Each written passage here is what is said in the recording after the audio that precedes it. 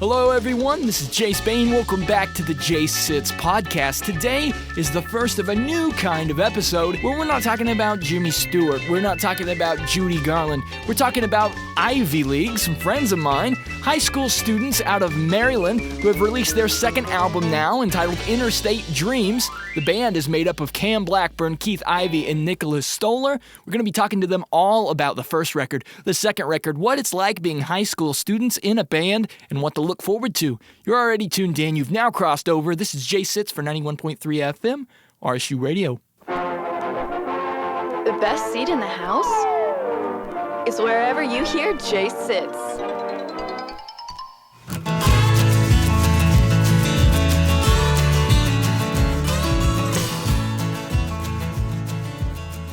Hey everyone, welcome back to the program. This is Jace Sits for 91.3 FM RSU Radio, and today I'm joined by Keith, Nick, and Cam of Ivy League.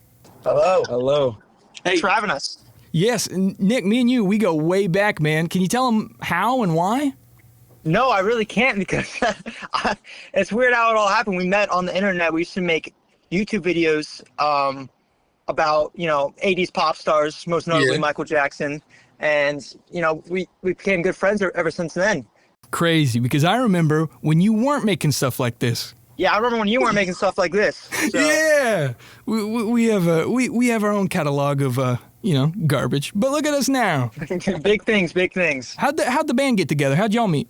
I started writing and recording songs during COVID in my basement. They were horrible. I believe I was there, Nick. I believe I was. Right. Yeah, I used to send you the demos, didn't I? Yes, I did. They were bad. Yes, you did. Man, those were bad. Well, when COVID ended, Keith and I were friends from elementary school pretty much, and Keith started playing piano over COVID, and we began writing together. Cam was in a band called the Lopsided Chickens, which had a cult following in our little area at the time, and I was petty. I wanted my band to be bigger than them, and then over time, Cam actually left Lopsided Chickens and joined Ivy League, so it ended up working out. Yeah, Wow. Lopsided Chickens ended up breaking up, but now I'm here with these cool cats, and we're making great music, so. Yeah, I kind of initially joined out of necessity because there was a need for a bass player. Sure. So I had to pick up bass so I could start writing. Originally just keys, and now keys and bass at the same time. Who plays Dreamy Eyes? Cam, of course. Oh, okay. Oh yeah. That made me chuckle pretty hard. So the new sophomore record's out everywhere. It's called Interstate Dreams. You can stream it anywhere. What can you tell us about the record, making the record? How did it feel? How does it feel having it out? Keith, you want to go first? Yeah, I feel like this album it's really, it feels great to have it out because it's felt like a culmination of our experiences as musicians, together and as friends over the past few years, because we really started recording it beginning of sophomore year.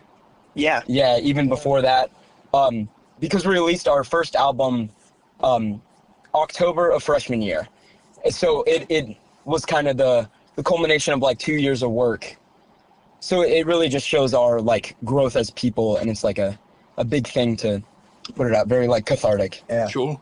You can really see our personality and style coming out with the new album, especially because it really shows how much we've changed as people, especially since the first album. We've definitely grown as musicians, especially. Our playing and our mixing and recording are just a lot better, and it's just a lot more fluent. it felt good to walk into school and people say, this one's actually good. Sure. I guess they were lying about the first one, but Pleasant surprise. Pleasant surprise.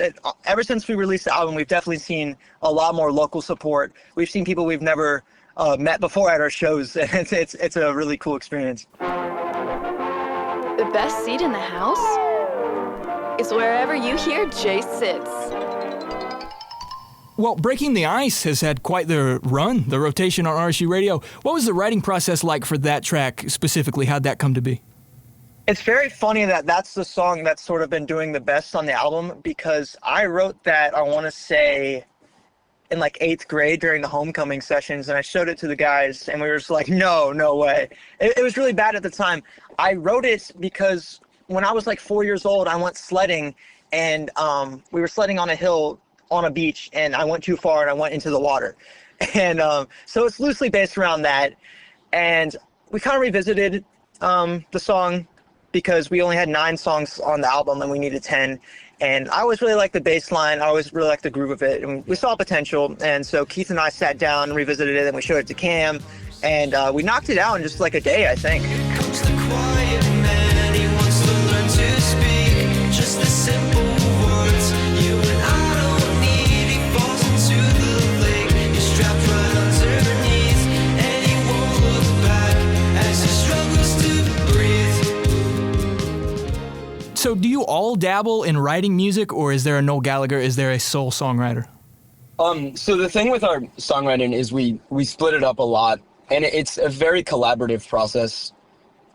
Nick usually is the one to write lyrics or like a main riff or something, and I'll write the bass lines, or I'm a jazz musician, so I care a lot about chords. So I'll usually add something goofy, spice it up a little bit, and Cameron obviously just knows exactly what groove to use for everything.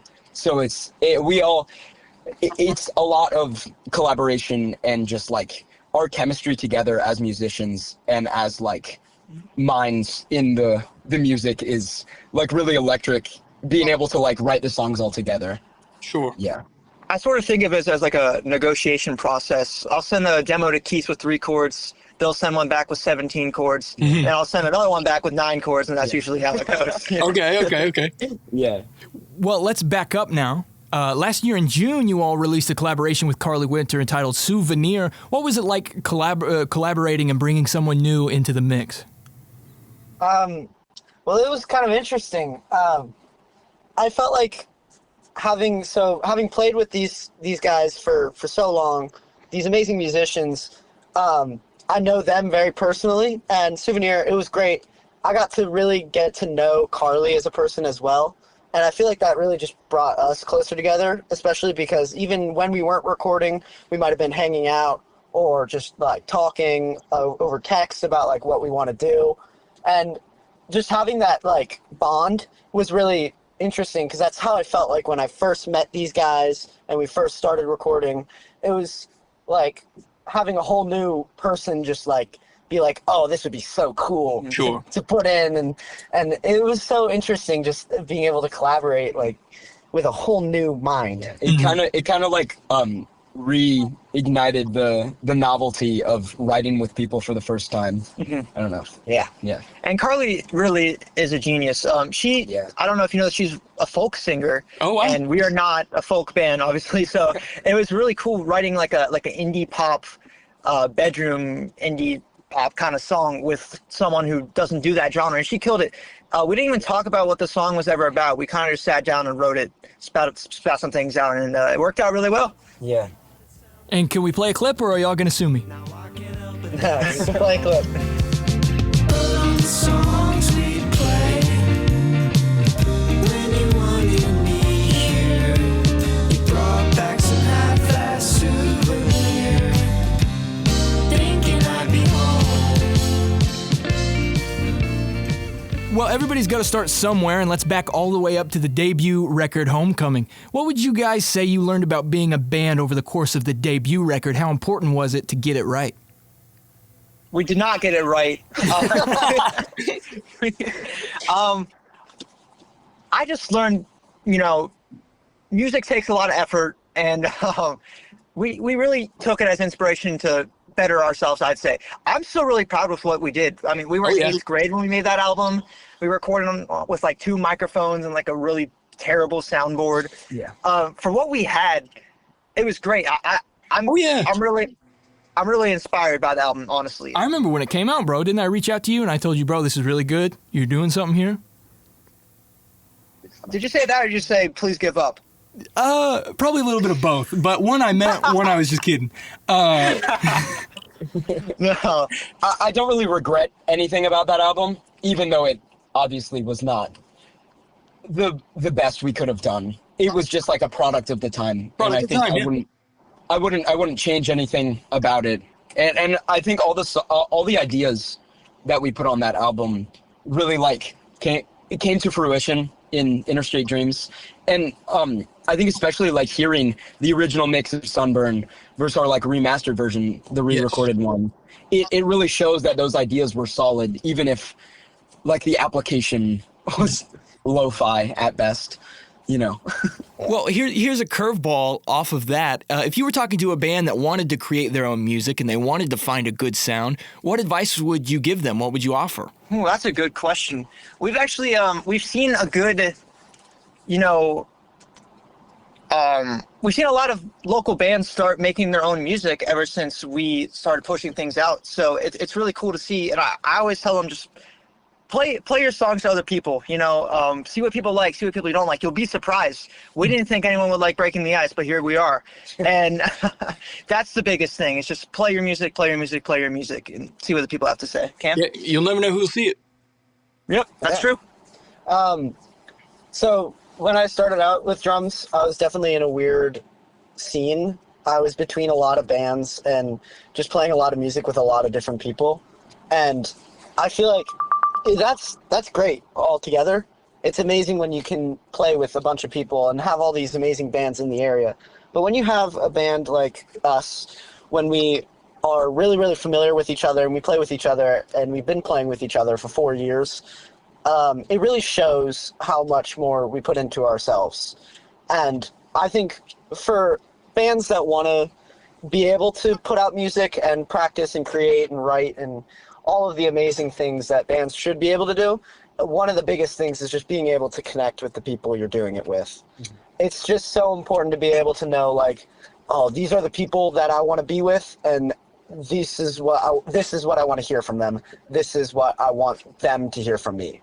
Yeah, I think piggybacking off of that, it's easy to forget that music is supposed to be fun. And, Yeah, it's very true. And I feel like for me, it's absolutely like a product of love, and it's really important to like hold that idea close, even when things get stressful or like it gets tedious making music or you're not sounding how you want to. It's important to remember that it's supposed to be fun, and you do it because you love it, you know? And it seems like y'all have been playing live shows quite consistently. What's the touring process like? Touring. We're working towards it. I really think we are. It used to be we'd be lucky to have a gig like once every 3 months, and now we're out there pretty consistently every weekend at some big name venues in our area.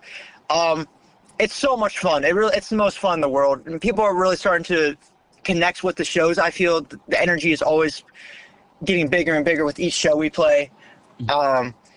It's tiring, but it's a lot of fun. I think we're finally starting to be conditioned to it, and I'd love to go on tour someday, and I can sense it happening pretty soon. What do you guys think? Yeah. I agree. Yeah. I think it's obviously hard with everyone's being like people and having things to do. Yeah. Still being teenagers, going on vacation on the summer. Sure. I mean, y'all are still in high school, correct? For anybody that might not be familiar with y'all. Y'all are doing both at the same time. We take our SAT in 2 days. That's So insane. Absolutely insane. Making records, 2 records, and they're taking their SATs. So, there's actually physical versions of Interstate Dreams, I believe. What's that look like? Yeah, so we made CDs. So we have a bunch of CDs. You can buy them on Bandcamp, and we can mail them, things like that. Or a lot of people buy them at our live shows. Mm-hmm. It was really weird because Keith has always wanted to do a physical release, and obviously Yeah. we've all been down, but not as much as Keith. Keith was adamant about buying at least 50 or something CDs, right?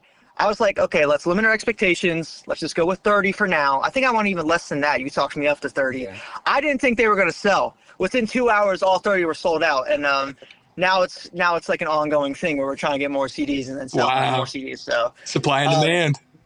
yeah, supply and demand. Yeah, we're dealing with economics now, but it's a lot of fun.